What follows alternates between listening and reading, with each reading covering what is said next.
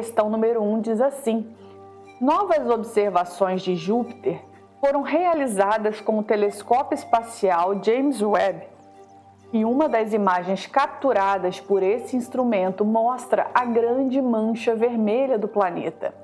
Sabe-se que a câmera do telescópio utiliza filtros que operam nas regiões do espectro eletromagnético do infravermelho, de acordo com as especificações da tabela abaixo. Então aqui nós temos a tabela, os filtros, ok?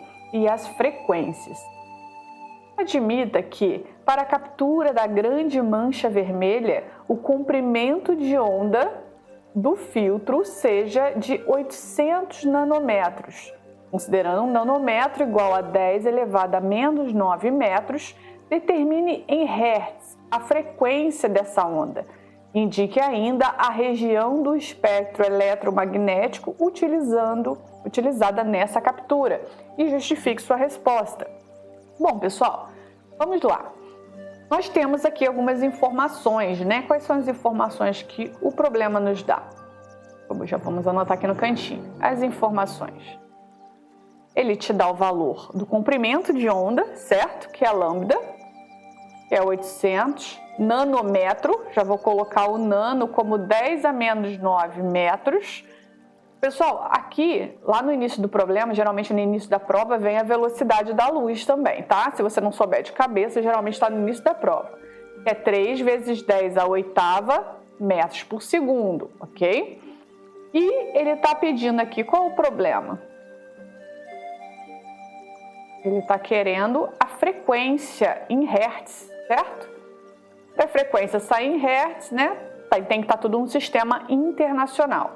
Bom, pessoal, se eu tenho lambda, tenho velocidade, preciso da frequência, qual equação que eu posso utilizar? A equação fundamental das ondas, né? V é igual a lambda vezes a frequência. Então, vamos para a nossa resolução. A gente tem que V é igual a lambda vezes a frequência. Qual é a minha velocidade? A velocidade da luz. V 3 vezes 10 a oitava, igual a 800 nanômetros, 10 a menos 9, vezes a frequência. Se está multiplicando, passa para o outro lado, dividindo. Então, 3 vezes 10 a oitava, dividido por 800 vezes 10 elevado a menos 9. O que a gente pode fazer aqui? Aqui, ó, é 10 ao quadrado, certo? Então, eu posso escrever assim: 3 vezes 10 à oitava dividido por 8 vezes 10. Isso aqui é 10 ao quadrado. 2 mais menos 9, menos 7, né? Frequência vai ser igual a 3 sobre 8, dá 0,375. 8 menos 7, 10 elevado a 15 Hz. Bom, a gente pode escrever também, né, arrumando aqui a notação, como 3,75 vezes 10 a 14 Hz. Terminamos o problema? Ainda não, pessoal. Vamos com calma. E aí, o que vocês acharam dessa questão? Vocês acertaram? Erraram? A questão bem tranquila, né? Vamos agora encontrar aqui qual é a região, né, que corresponde a essa frequência aqui. Deixa eu ver aqui, vamos ver. Infravermelho próximo, ou seja, de 1,2 vezes 10 a 14 a 3,8 vezes 10 a 14. Isso aí, pessoal. Infravermelho próximo. Infravermelho próximo. Então, é só você escrever aqui direitinho, né? A região é infravermelho. Infravermelho próximo. Infravermelho próximo. Então, o valor aqui da frequência está entre, né, as frequências do infravermelho próximo. Ok, pessoal? Número 2.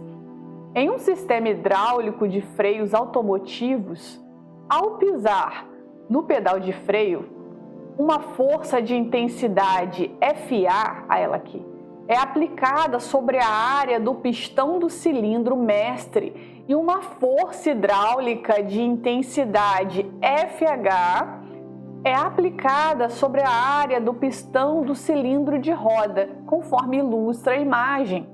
Considere os seguintes valores para esse sistema: a intensidade da força A, 200 newtons, a área do pistão do cilindro mestre, 2 centímetros quadrados, a área do pistão do cilindro, aqui ó, área do pistão do cilindro de roda, 12 centímetros quadrados. Admitindo que o sistema se encontra em equilíbrio, calcule em newtons a intensidade de FH. Bom, pessoal, os dados estão aqui, né, no problema, são as nossas informações. Bom, pessoal, o que a gente pensa aqui? Quando tem problemas assim, com pistão, né, nós pensamos logo no princípio de Pascal, que diz assim, vamos relembrar, né? F1 sobre a área 1 é igual a F2 sobre a área 2. Quem é a força 1, pessoal? É a força de A. Quem vai ser a área 1, que corresponde onde está sendo aplicada a força? É a área CM. Quem é a força 2? FH. Quem vai ser a minha área 2?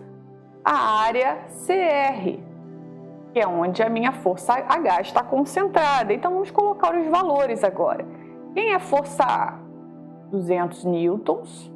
Quem é a área? Pessoal, ele aqui botou em centímetro quadrado. Aqui é a área. Aqui é a área, obviamente, cortaria, mesmo que a gente transforme. Eu vou transformar por força do hábito, tá bom? Mas se você quiser manter nessa equação por ela estar equilibrada, não tem problema, só o 2, tá? Então, 2 vezes 10 a menos 4 metros quadrados, ok? Eu gosto de botar no sistema internacional, FH dividido por 12 vezes 10 a menos 4. Ele quer justamente, né, essa força de equilíbrio. Então, a gente vai tirar aqui, ó, tá vendo? Por isso que, se você mantivesse, não teria problema. 12 vezes 200 vai dar 2.400. 2 vezes FH vai dar 2FH.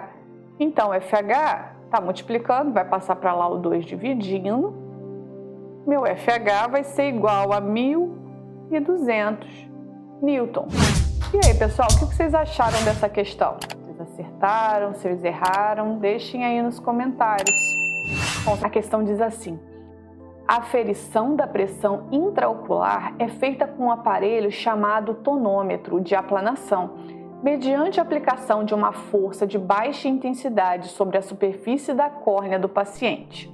O diagnóstico é estabelecido por meio da correspondência entre a escala de quilopascais própria do aparelho e a escala de milímetros de mercúrio. Observe na tabela os valores de pressão em escala de milímetros de mercúrio e o respectivo diagnóstico.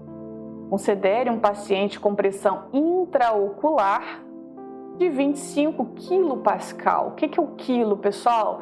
É multiplicar 25 vezes 10 ao cubo, é o prefixo. E córnea com área de 7 milímetros quadrados. Não posso trabalhar com esse milímetro, né? A gente tem que converter para o sistema internacional. Admita ainda que 1 kPa é 0,8 milímetros de mercúrio e ele já te dá aqui, ó, o valor do milímetro quadrado para metro quadrado. Calcule em newtons a força aplicada sobre a córnea desse paciente durante o uso do tonômetro. Em seguida, com base na tabela, indique o diagnóstico do paciente justificando a sua resposta. Bom, pessoal, primeiramente ele pede aqui para a gente calcular a força aplicada sobre a córnea do paciente. Quais informações eu tenho aqui, pessoal? As minhas informações. Eu tenho a pressão intraocular, que é 25 kg, eu já vou botar como 10 ao cubo pascal. Eu tenho a área da córnea, que é 7 milímetros quadrados, que eu já vou colocar convertido também, que é 7 vezes 10 a menos 6 metros quadrados. E o que ele está pedindo? O nosso problema? Ele pede a força aplicada sobre a córnea. Pessoal, qual é a relação que eu tenho que usa pressão, área e força? A gente tem que pressão é igual a força sobre a área, correto?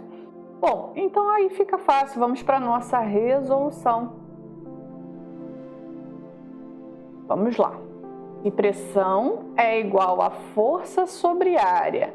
Eu tenho que a pressão vale 25 vezes 10 ao cubo. A força eu quero descobrir. A minha área vale 7 vezes 10 a menos 6 metros quadrados. Multiplico o cruzado. 25 vezes 7 é 175.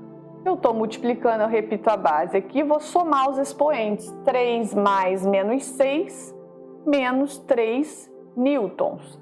Então, nós encontramos a primeira parte, né? O problema não acabou ainda, tá, pessoal? Cuidado quando resolver assim, para não finalizar antes da hora. Ele pede também o diagnóstico do paciente. Como que nós vamos resolver o diagnóstico do paciente? Ele afirma que 1 kPa equivale, né, a 0,8 milímetros de mercúrio. Okay? Que a gente vai ter que fazer uma comparação aqui. A pressão intraocular é de 25 kPa, né? Quanto que vai equivaler em milímetros de mercúrio? Então, vem aqui e multiplica o cruzado. Multiplicação cruzada, regra de 3 simples. 25 vezes 0,8 vai dar 20. 20 o quê? Milímetros de mercúrio.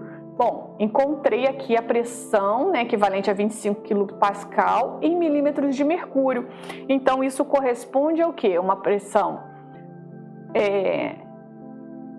baixa, normal ou alta. Bom, pessoal, 20 vai ficar aqui, né? Ó, 20 vai ficar aqui. Eita. Vou botar a linha aqui. A pressão vai ser normal, então a gente escreve aqui, né?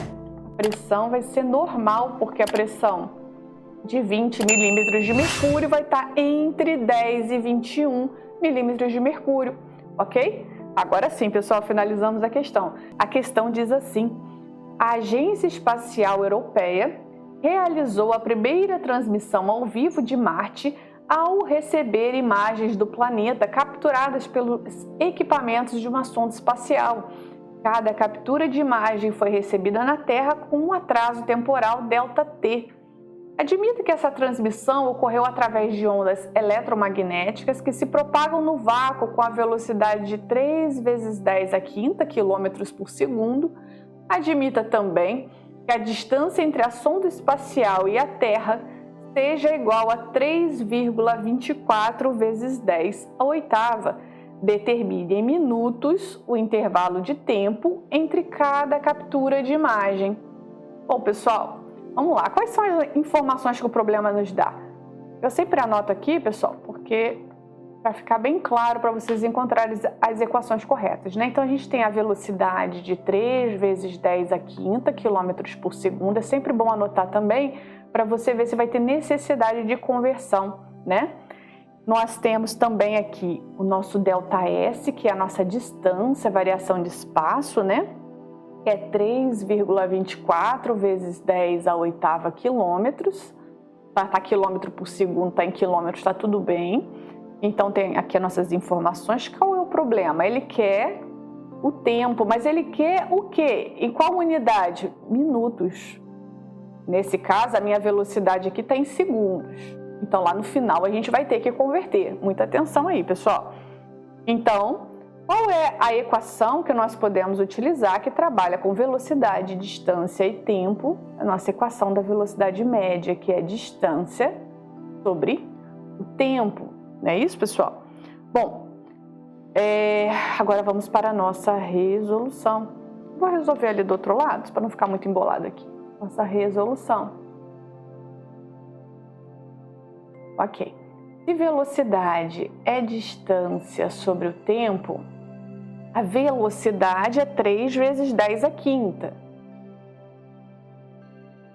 quilômetros por segundo. A distância é 3,24 vezes 10 a oitava. Lembrando, pessoal, se eles tivessem dado aqui em metros por segundo, 3 vezes 10 a oitava, eu teria que converter aqui para metros, tá? Mas aqui tá tudo bem.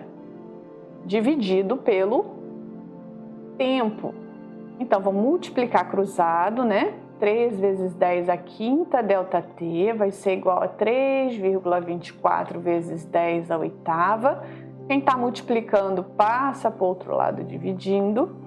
3,24 vezes 10 à oitava dividido por 3 vezes 10 à quinta.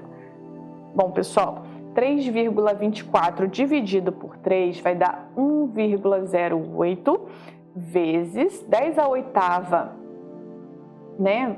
Repete a base, diminui os expoentes. Então, vou repetir a base 10, 8 menos 5, 3. Ou seja, ΔT vai ser igual a 1080 segundos. Pessoal, não finalizamos a questão, tá? Só vou marcar aqui para vocês poderem tirar o print. Ok. Bom, agora eu tenho que fazer o quê, pessoal? Eu tenho que fazer a conversão, né? Porque ele quer a resposta em minuto. Eu vou fazer aqui a regrinha de 3 simples, mas se você quiser dividir por 60 direto, não tem problema, tá? Vestibular discursivo é sempre bom você colocar todo o raciocínio. 1 minuto é 60 segundos. Quantos minutos equivale a 1080 segundos? Multiplica o cruzado, 60x é igual a 1080, x vai ser igual a 1080 sobre 60, x vai ser igual a 18 minutos, ok? Então, meu ΔT vai ser igual a 18 minutos, ok? Pronto? É a questão número 5. A questão diz assim: uma banheira termicamente isolada deve funcionar como um calorímetro ideal. Eu já desenhei ela aqui para vocês. Mantendo a temperatura desejada pelo maior tempo possível. Então, considere uma banheira, está inicialmente vazia, a capacidade térmica dela é de 4 vezes 10 à quinta caloria por grau Celsius, em um ambiente que a temperatura esteja a 25 graus Celsius, ou seja, a temperatura que o calorímetro se encontra é 25 graus Celsius.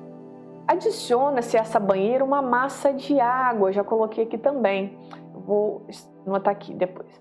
Uma massa de água de 5 vezes 10 à quinta gramas, a temperatura de 52 graus Celsius. Então ele fala que não há perda de calor para o ambiente após a adição da massa de água, determine a temperatura de equilíbrio térmico entre a água e a banheira. Bom, pessoal, é uma questão de trocas de calor, né? A gente pode escrever, relembrando aqui, em relação à troca de calor, que a quantidade de calor cedido é igual a menos a quantidade de calor recebido, ou o somatório das quantidades de calor trocadas entre si é igual a zero, né? Você pode usar conforme você aprendeu aí, sem problemas. Então, a gente tem aqui que foi adicionada essa massa de água, né? Uma massa de 5 vezes 10 à quinta gramas e a uma temperatura inicial de 52 graus Celsius. Ele afirma também que a capacidade térmica do calorímetro vale 4 vezes 10 à quinta caloria por grau Celsius. E a temperatura do calorímetro inicial é a mesma que a do ambiente, 25 graus Celsius. Então, eu já tenho aqui todos os dados que eu preciso, né? Bom, a água está a uma temperatura maior, certo? Então, ela vai ceder o calor. Então, quem é o quê? A quantidade de calor aqui, pessoal, que a gente vai trabalhar é a quantidade de calor sensível, que é MC ΔT. A gente não está tendo mudança de fase, que aí envolve o calor latente. Aqui a gente só está tendo mudança de temperatura sem mudança de fase. Então, a gente só vai trabalhar com a quantidade de calor sensível. Então, o que é cedido é MC ΔT. Inicialmente, né, a água que está cedendo calor para o calorímetro que está recebendo. MC ΔT do calorímetro. Ok? Ótimo. Então, vamos abrir aqui essa equação, né? Pessoal, quem é a massa da água que ele fornece? A massa da água é 5 vezes 10 à quinta gramas. Quem é o C da água, pessoal? Geralmente, essas provas vêm informando lá no início da prova, tá? Mas o C da água a gente vai considerar 1, tá bom? 1 caloria por grama grau Celsius. É um valor padrão, tá bom, pessoal? É 1. A temperatura de equilíbrio, que é a temperatura final, eu não tenho, tá? O que é ΔT? Relembrando, Temperatura final menos a temperatura inicial. Então, a temperatura final, que é de equilíbrio entre a água e o calorímetro, eu não tenho, mas eu tenho a inicial da água, que é 52 graus Celsius. Lembra que eu botei aqui? Igual a menos. Quem é a massa do calorímetro? A massa do calorímetro eu não tenho, mas eu sei que a capacidade térmica do calorímetro é massa vezes calor específico. Ou seja, ele já me dá o valor do Czão, ele já me dá o valor da massa vezes o C, que corresponde à capacidade térmica, tá? Então, eu já posso botar aqui 4 vezes 10 à quinta, ok? Entenderam, pessoal? Capacidade térmica é dado pela massa vezes o calor específico, então ele já me dá o valor aqui desses dois. Lembrando que a variação de temperatura é temperatura final, que eu não sei, porque eles no final vão ter que ter a mesma temperatura de equilíbrio, certo? Menos a temperatura inicial do calorímetro, que é a mesma do ambiente. Bom, pessoal, então vamos lá. Vamos agora começar a resolver aqui, né? Aqui eu vou... 5 vezes 10 à quinta vezes 1 é ele mesmo, né? Então, vou fazer aqui, ó. Vai ficar 5 vezes 10 à quinta θe, né? Menos 5 vezes 52 dá 260 vezes 10 à quinta. Vai ser igual a menos. Vou multiplicar aqui, vou multiplicar aqui. 4 vezes 10 à quinta θe. Aí aqui, ó, menos com menos vai dar mais 100 vezes 10 à quinta, porque 25 vezes 4 é 100 vezes 10 à quinta, ok? Então, eu vou jogar tudo que é θe para a esquerda e tudo que é número para a direita. Então, vai ficar 5 vezes 10 à quinta θe é menos, vai lá para o outro lado, mais 4 vezes 10 à quinta θe vai ser igual. Vou repetir, o 100 estava aqui desse cantinho, eu vou manter.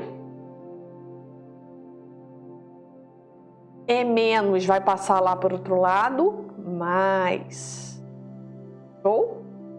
Ótimo, pessoal. Então, olha só, 5 mais 4, porque está com a mesma base aqui, né? Notação científica, 9. Vezes 10 à quinta θe, ok? Vai ser igual a 100 mais 260, 360, repito aqui, ó, vezes 10 à quinta, né? Agora, quem está multiplicando passa para o outro lado dividindo. Eu vou continuar o cálculo aqui, tá? Para não ficar embolado. 360 vezes 10 à quinta dividido por 9 vezes 10 à quinta. Então, o 10 à quinta eu já posso aqui cortar com 10 à quinta. A minha temperatura de equilíbrio vai ser 40 graus Celsius. E aí, pessoal, o que vocês acharam dessa questão? Vocês acertaram? Vocês erraram? O que vocês acharam? Deixem aí nos comentários. Prontinho, já vou deixar arrumadinho para vocês tirarem o print aqui. A questão diz assim, é para resolver as questões 6 e 7, ele te dá um fragmento de texto. Então, vamos fazer primeiramente a questão número 6, ok? O texto diz assim, fonte de luz síncrotron Sirius. Sirius, a nova fonte de radiação síncrotron brasileira, funciona como um grande microscópio que, ao revelar a estrutura atômica, molecular e eletrônica dos mais diversos materiais, permite pesquisas com aplicações em praticamente todas as áreas do conhecimento. Para produzir a radiação síncrotron, feixes de elétrons são acelerados em várias etapas até alcançarem o anel principal do acelerador Sirius, um tubo fechado onde se produz vácuo.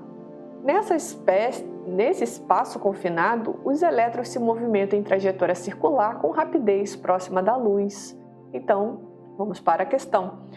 Considere que antes de entrar no anel principal do Sirius, um feixe de elétrons percorre um acelerador linear, adquirindo energia adicional. Nesse percurso, os elétrons passam de 150 megaelectronvolts para 3 gigaelectronvolts de energia cinética.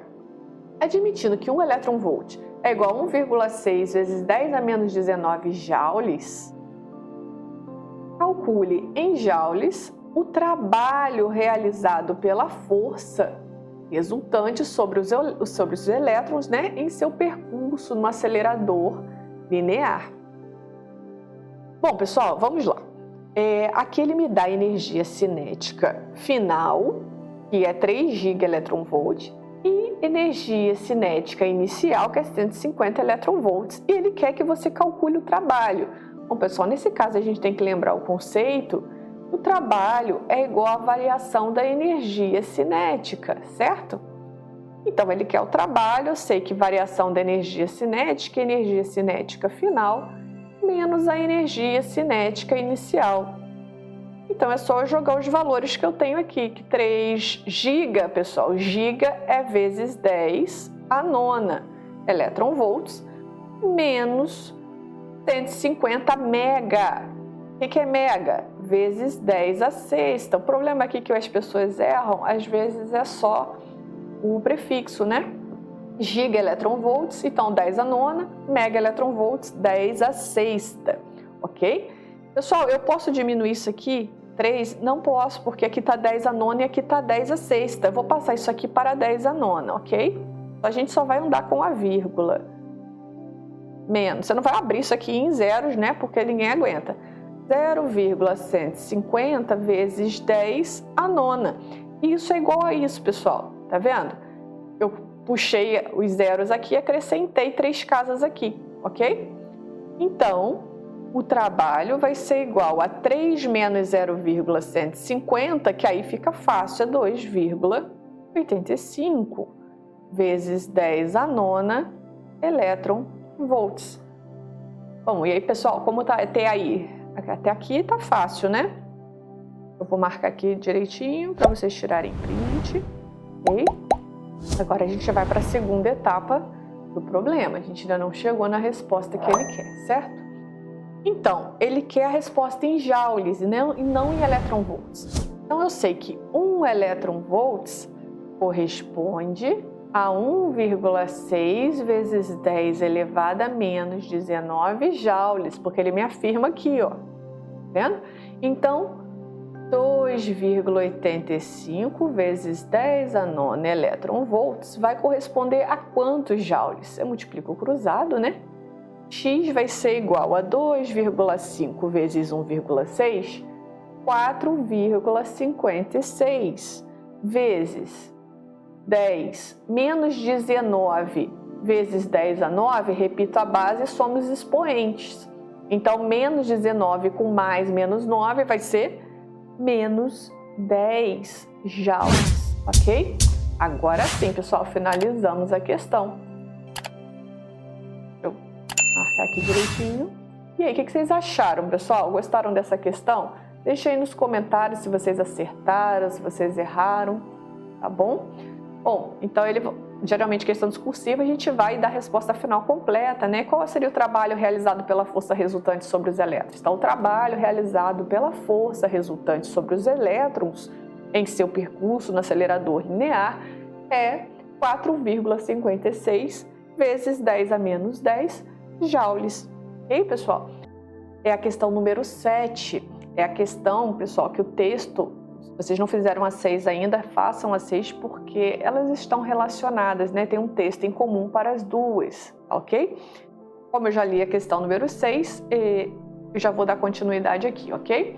A questão diz assim: admita que os feixes de elétrons, ao percorrerem o anel principal do Sírius, completam com rapidez constante 80.000 voltas em um único segundo.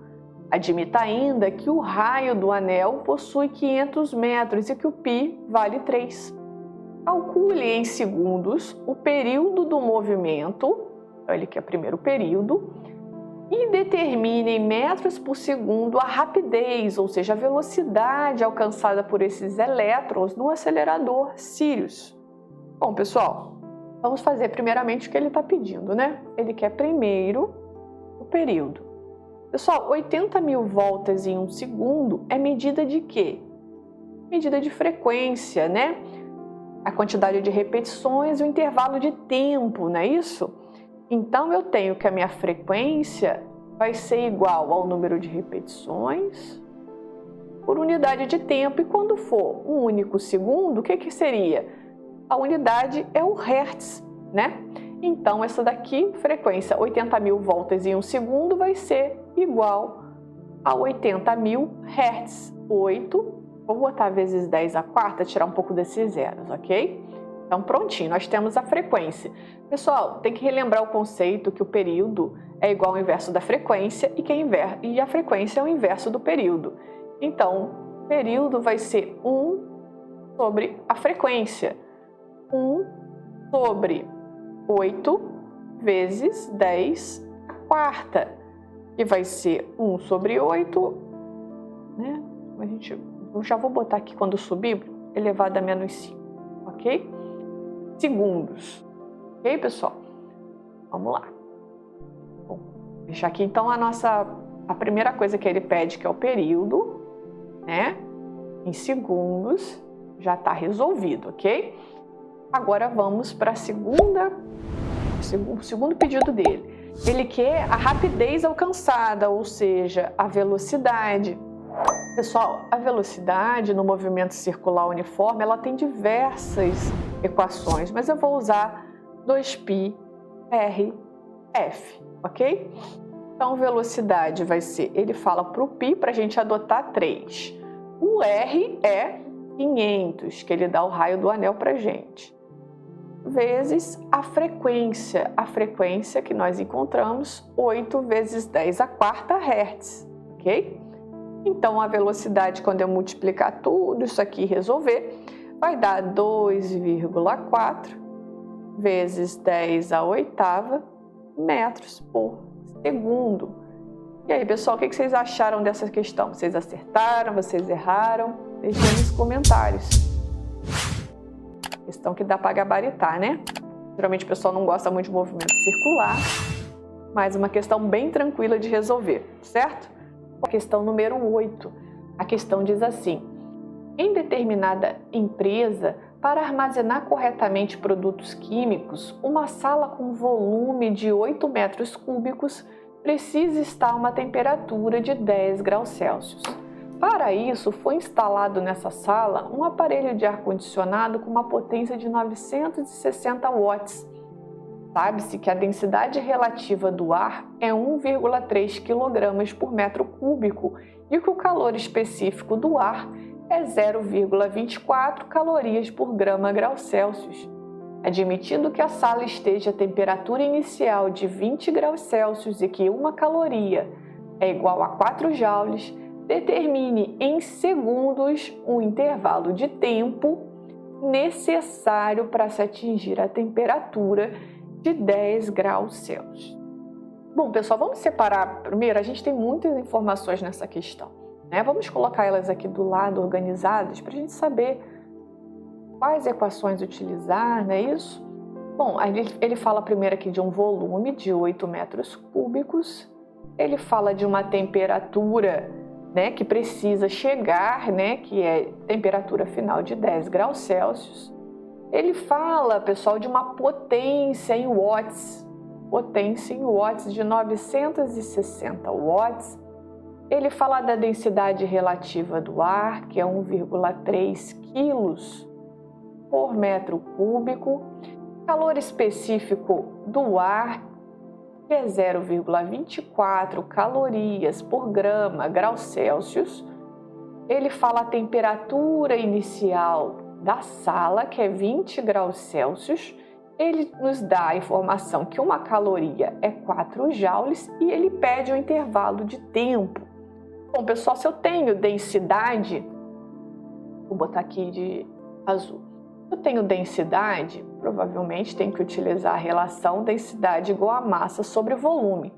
Se eu tenho potência e quero achar o tempo, né, que é a minha questão, eu tenho que potência é igual a energia, né? Energia eu vou botar como quantidade de calor de uma vez aqui, sobre o tempo. Pode ser qualquer forma de energia.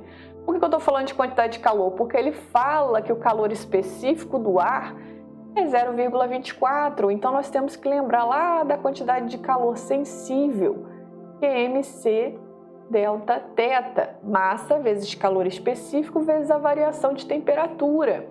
E só utilizando essas 3 equações a gente consegue resolver tranquilamente esse problema. Vou separar aqui para não ficar misturado. Bom, vou jogar essa equação dentro dessa daqui. Potência não é igual a quantidade de calor sobre o tempo. Potência vai ser igual a mc delta θ sobre o tempo. Ele me dá a potência. Pessoal, essa potência está em watts. E o calor específico é em calorias. Reparem aqui. Watts e calorias. Isso pode? Não. Eu já tenho que lembrar aqui que eu tenho que converter essa potência para watts, pessoal. Vamos relembrar aqui. Vou fazer um adendo aqui. 1 watts é igual a 1 joule por segundo. Então, a gente tem que ver 960 watts, quantas calorias por segundo vai ser. Se uma caloria é 4 joules, o que eu tenho que fazer? Diz para mim.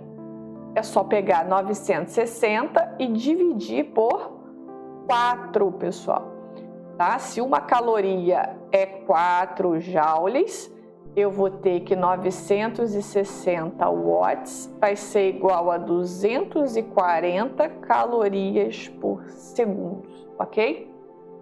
Se 1 watt é igual a 1 joule por segundo, 960 joules por segundo vai corresponder a 240 calorias por segundo. É só eu fazer a relação aqui. Então, eu já achei a potência na unidade correta. A massa eu tenho? Não, mas eu tenho volume e eu tenho a densidade do ar. Então, é só encontrar aqui. Vou fazer aqui nesse cantinho. Densidade igual a massa sobre volume. A densidade vale 0,24. A massa eu preciso descobrir. O meu volume é a densidade não é 0,24. A densidade é 1,3, não é isso? A densidade é 1,3. A massa eu não tenho e o meu volume é 8. Então, a minha massa vai ser 10,4 quilos. Eu posso usar o quilo, pessoal? Reparem aqui, a unidade do C, o C que manda em tudo, tá, pessoal? Temos que respeitar a unidade do C. Se aqui tivesse Kelvin, eu teria que converter tudo para Kelvin em termos de temperatura. Então, aqui como está grama, eu tenho que converter a massa para grama. É só multiplicar por 1000, que vai dar 10.400 gramas, ok? Agora sim, eu tenho a massa, eu tenho o C, eu tenho a variação de temperatura e tenho a potência na unidade correta. Agora eu posso só jogar os valores. Potência, pessoal, a gente vai usar em calorias por causa do C, ok? 240 vai ser igual a massa, 10.400, vezes o C, que aí agora sim é 0,24, vezes a variação de temperatura, temperatura final menos inicial, certo? Pessoal, aqui no caso, ele quer que atinja a temperatura. O tempo ele não pode ser negativo, então a gente vai botar aqui em módulo, tá bom? Essa variação de temperatura. Porque ele precisa chegar a 10 e estava a temperatura inicial de 20. Então vai ser 10 menos 20, mas vou botar 20 menos 10 aqui, ok? Só porque o tempo não pode ser negativo, a gente vai considerar em módulo aqui. Sobre ΔT, ok? Então 240 ΔT vai ser igual. Bom, se você multiplicar 10.400 aqui vai dar 10, né? 10 graus. Vai ser igual a 24.960, ok? Quem está multiplicando, passa para lá dividindo. Para não ficar embolado, vou fazer aqui. ΔT vai ser igual a 24.960 dividido por 240. Então, meu ΔT vai ser igual a 104 segundos. Bom, pessoal, finalizamos a questão. E aí, o que vocês acharam desse problema? Acertaram, erraram, acharam fácil, difícil? Aqui a gente tinha que lembrar de algumas equaçõezinhas e lembrar de fazer as conversões. Não pode esquecer, pessoal, de fazer as conversões corretas baseado nas unidades de medida, ok? Questão número 9. A questão diz assim: em procedimentos clínicos, a resistividade elétrica do sangue pode ser medida pela intensidade da corrente elétrica produzida por meio de uma diferença de potencial U, sendo esta aplicada ao longo de uma região de veia de comprimento L, como ilustra a imagem. A hemólise, que consiste numa alteração dos glóbulos vermelhos, diminui o valor da resistividade elétrica média do sangue, devido ao rompimento das hemácias. Substâncias eletricamente carregadas são geradas na corrente sanguínea, provocando danos ao paciente. Sabendo que uma pessoa saudável possui resistividade elétrica média no sangue igual a 1,6 ohmmetro, pessoa saudável, né, possui resistividade elétrica 1,6 ohm vezes metro.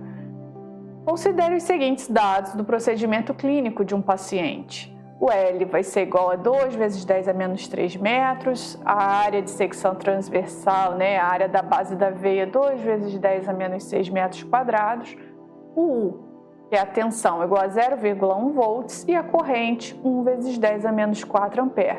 Determine em ohmmetro a resistividade elétrica do sangue desse paciente.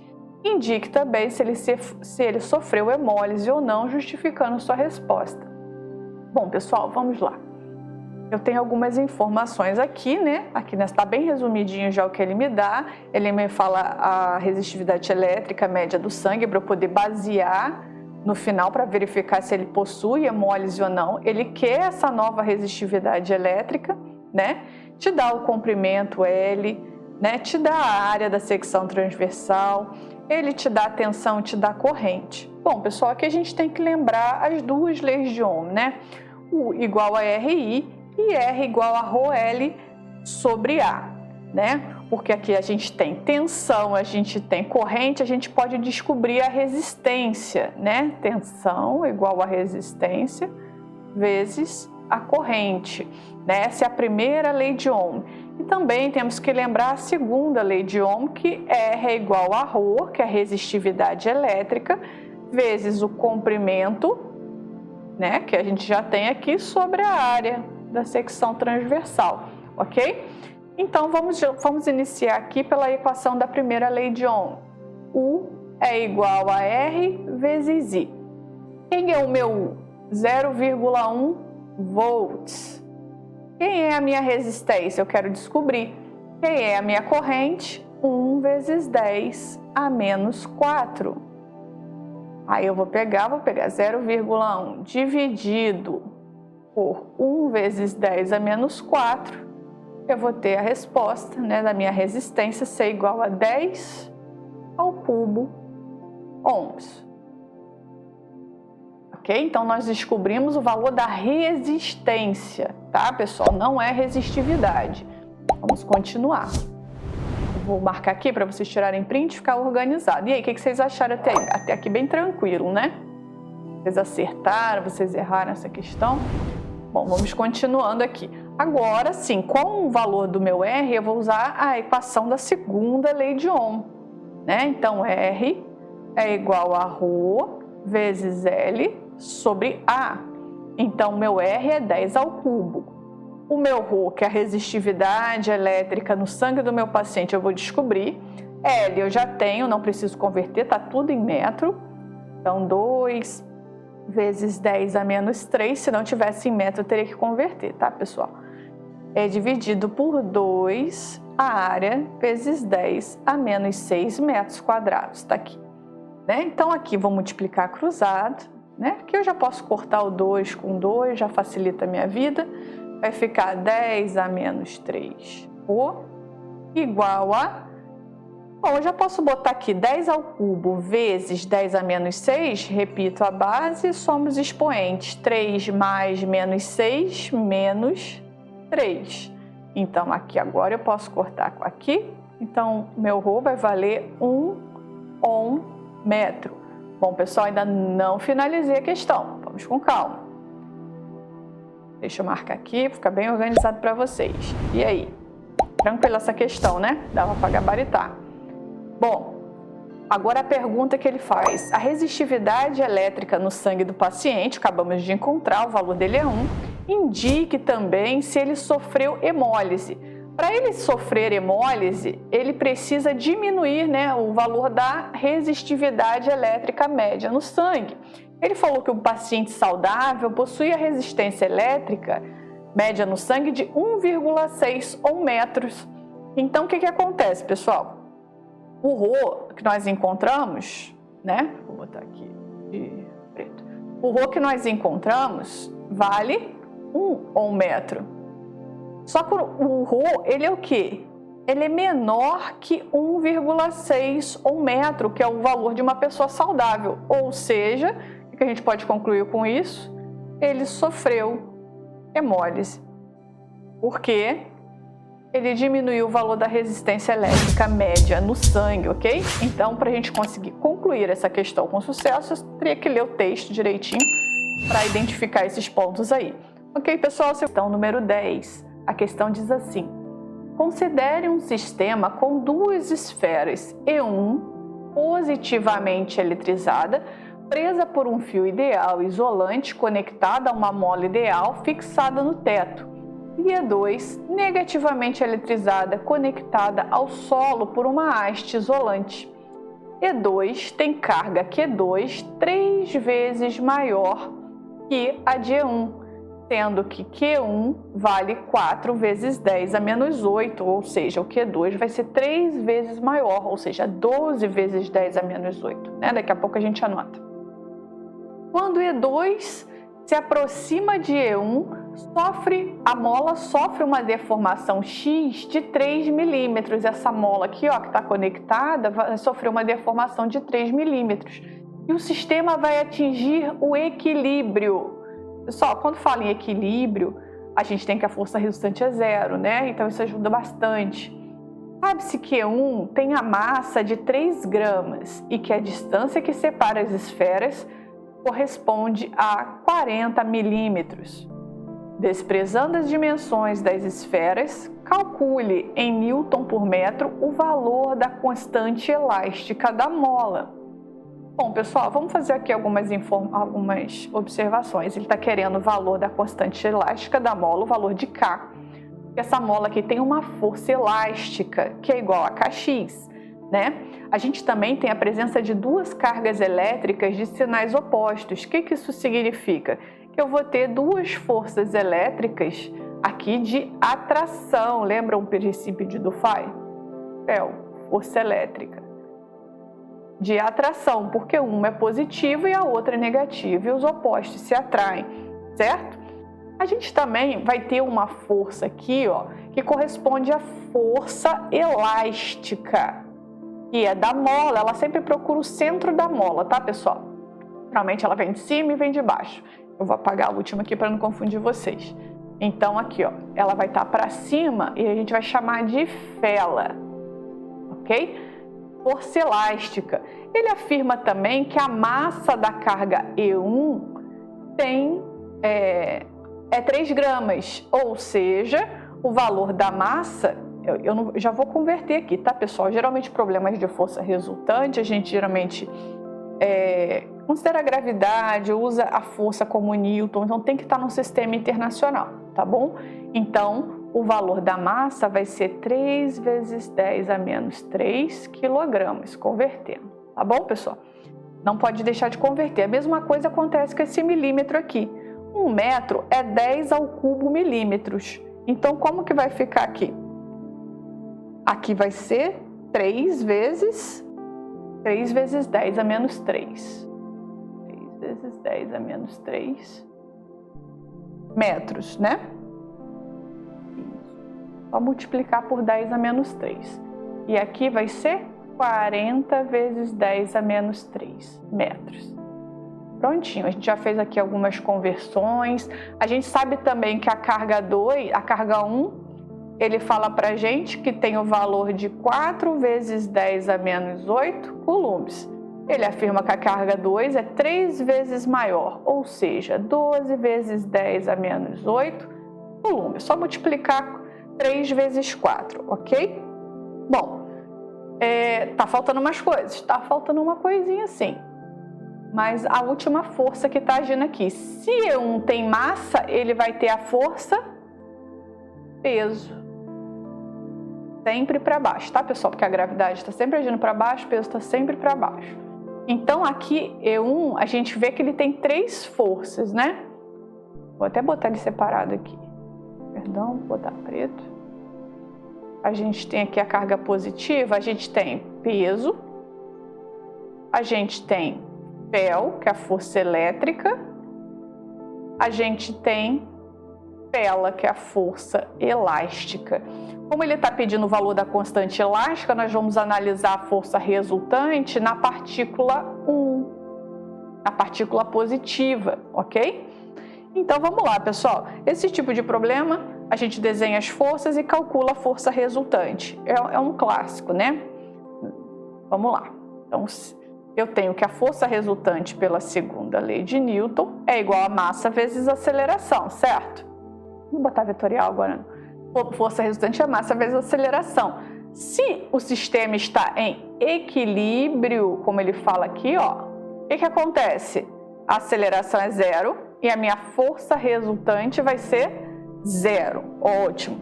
O que é força resultante, pessoal? Força resultante, de forma vetorial, é o somatório de todas as forças. Se eu tenho 3 forças, eu tenho peso mais Fel mais Fela. Agora eu vou fazer de forma escalar, né? Se a força resultante é 0, eu vou analisar também o sentido dos vetores. 0 vai ser igual a mais peso mais Fel. E a Fela está no sentido contrário dessas duas forças. Então, menos Fela. Eu vou jogar a Fela lá para o outro lado, positiva, peso mais Fel. E vou abrir as equações. O que é Fel? Força elástica. Vou escrever aqui as equações. Força elástica, pessoal, é igual a K vezes X. Peso é massa vezes gravidade. E força elétrica é K, que é a constante, vezes Q1 vezes Q2, dividido pela distância ao quadrado, ok? Bom, então vamos lá. Vou abrir aqui, tá? K vezes X, que é o Fela, é igual ao peso, que é massa vezes gravidade, mais a força elétrica, que é K vezes Q1 vezes Q2, dividido pela distância ao quadrado. Quem é o K? K é quem eu quero descobrir, certo? K. Quem é o X? X vai ser quem? Ele fala que a mola sofre uma deformação de 3 vezes 10 a menos 3 metros, que a gente já converteu, ok, o X, né? Então, é só colocar o valor aqui. 3 vezes 10 a menos 3 metros. Não vou botar a unidade para não ficar muito grande. A minha massa é 3 vezes 10 a menos 3 quilos. Pessoal, se esquecer de converter aqui, já era, tá? Acabou o problema. Tem que fazer as conversões. A gravidade vale 10 metros por segundo ao quadrado. Pessoal, quando não tiver escrito o valor da gravidade aqui, geralmente está no início da prova, tá? Se ele não estiver citando, pode colocar 10. Mas tem gente que deixa como G quando ele não cita, mas é difícil, geralmente está no início da prova. Mas K, o valor de K, pessoal, é uma constante. Então, 9 vezes 10 a nona, mesma coisa. Se ele não citar aqui, está lá no início da prova, ok? A carga 1 tem valor de 4 vezes 10 a menos 8 coulomb. A carga 2 tem o valor de 12 vezes 10 a menos 8 coulomb. E a distância... Eita, perdão, deixa eu pegar uma reta aqui. Pronto. Quando é grande assim, é horrível. A distância, pessoal, ele já me afirma aqui, nós já convertemos, é 40 vezes 10 a menos 3 metros, só que não pode esquecer de elevar ao quadrado, ok? Bom, pessoal, então agora tá montado, só resolver a continha, certo? Ih, tá faltando ainda? Não, tá certinho, é isso mesmo. K vezes 3 vezes 10 a menos 3 vai ser igual. Aqui, pessoal, ó, 10 a menos 3 vezes 10, repita a base, soma os expoentes. Aqui é como se tivesse 1. Menos 3 mais 1, menos 2. Então, vou deixar ele quietinho aqui. 9 vezes 4 vezes 12 vai dar 436.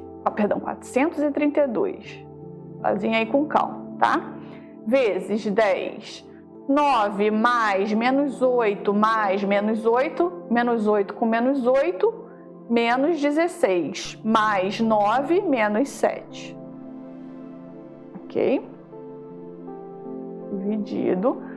Aqui, pessoal, 40 vezes 10 a menos 3, eu posso colocar como 4 vezes 10 a menos 2. Isso aqui é a mesma coisa, certo? Aqui é 10. 10 vezes 10 a menos 3, 10 a menos 2. 4 vezes 4, 16. Vezes 10 menos 2 ao quadrado, menos 4.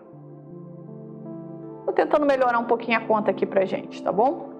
4 vezes 3 vezes 10 a menos 3 igual a 3, vezes 10 a menos 2. Bom, 432 dividido para 16 vai dar 27. Vezes 10. Menos 7 mais menos 4 vai dar menos 3. Ok? Aqui, pessoal, eu vou voltar ao que era antes, tá? Para a gente poder fazer essa operação aqui de forma tranquila. K vai ser igual. Vou deixar o 3 vezes 10. Não vou mexer aqui ainda não. 3 vezes 10 a menos 3 igual. Aqui vai ser 30 vezes 10 a menos 3. É só fazer a operação aqui. 3 vezes 10, 30 vezes 10 a menos 3. Mais 27 vezes 10 a menos 3. Para a gente poder somar, né, esses números aqui. Senão a gente não vai poder por causa da base 10 ser diferente. Então, K vezes 3 vezes 10 a menos 3 vai ser igual a 5, 30 mais 27, 57 vezes 10 a menos 3. Ok? Aqui a gente já pode cortar o 10 a menos 3 com 10 a menos 3. Vai ser 57 sobre 3. E vai ser igual a 19 newtons por metro. Prontinho, pessoal. Encontramos o valor da nossa constante K. E aí, o que vocês acharam dessa questão? Era fácil, era difícil, se enrolaram nos cálculos? Bom, pessoal, geralmente é importante olhar as unidades nesse tipo de problema, analisar a força resultante e fazer os cálculos com bastante calma, né? Porque se errar qualquer númerozinho, qualquer somatório aqui, já era questão, né? Bom, eu espero que vocês tenham gostado dessa resolução. Se gostaram, eu já peço que deixem o seu like, se inscrevam no canal, compartilhem esse vídeo com seus amigos que também estão estudando para o vestibular. Isso vai nos ajudar a produzir mais conteúdos como esse. Muito obrigada, forte abraço e até a próxima!